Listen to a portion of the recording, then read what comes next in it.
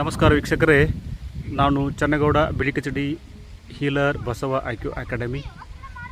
ಇವತ್ತು ನಾನು ನಮ್ಮ ದಿನನಿತ್ಯದ ಆಹಾರದಲ್ಲಿ ಎಷ್ಟು ಕಾರ್ಬೋಹೈಡ್ರೇಟ್ ಇರಬೇಕು, ಆಮೇಲೆ ಎಷ್ಟು ಪ್ರೋಟೀನ್ ಇರಬೇಕು, ಹಾಗೆ ಎಷ್ಟು ಫ್ಯಾಟ್ ಇರಬೇಕು ಅನ್ನೋದನ್ನು ತಿಳಿಸ್ಕೊಡ್ತೀನಿ.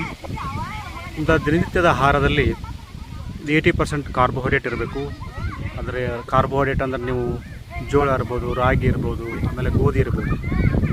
ಅದೇ ರೀತಿ 15% ಪ್ರೋಟೀನ್ ಇರಬೇಕು. ಬೇಳೆಕಾಳುಗಳನ್ನು ತಿಂತಾ ಬನ್ನಿ. ಹಾಗೆಯೇ 5% ಫ್ಯಾಟ್, ಅದರಲ್ಲಿ ತುಪ್ಪ ಇರ್ಬೋದು, ಸ್ವಲ್ಪ ಗೀ ಇರ್ಬೋದು. ಇದನ್ನು ಡೈಲಿ ಫ್ಯಾಟ್ ಈ ಥರ ಆಹಾರವನ್ನು ಪಾಲಿಸ್ತಾ ಬನ್ನಿ. ಯಾರು ಡಯಾಬಿಟಿಕ್ ಇದ್ದವರು, ಮಧುಮೇಹ ಇದ್ದವರು ಸ್ವಲ್ಪ ಚೇಂಜಸ್ ಮಾಡಬೇಕು. ಕಾರ್ಬೋಹೈಡ್ರೇಟನ್ನು ಕಡಿಮೆ ಮಾಡಬೇಕು. ಸ್ವಲ್ಪ ಪ್ರೋಟೀನ್ನ ಮತ್ತು ಫ್ಯಾಟನ್ನು ಜಾಸ್ತಿ ಯೂಸ್ ಮಾಡ್ತಾ ಬನ್ನಿ.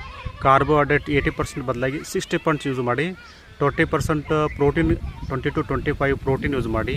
ಅದೇ ರೀತಿ 5 to 10% ಫ್ಯಾಟನ್ನು ಯೂಸ್ ಮಾಡ್ತಾ ಬನ್ನಿ. ನೀವು ಆಟೋಮೆಟಿಕ್ಲಿ ನಿಮ್ಮದು ಗ್ಲೂಕೋಸು ಅಥವಾ ಶುಗರ್ ಲೆವೆಲ್ ಕಡಿಮೆ ಆಗ್ತಾ ಬರ್ತದೆ.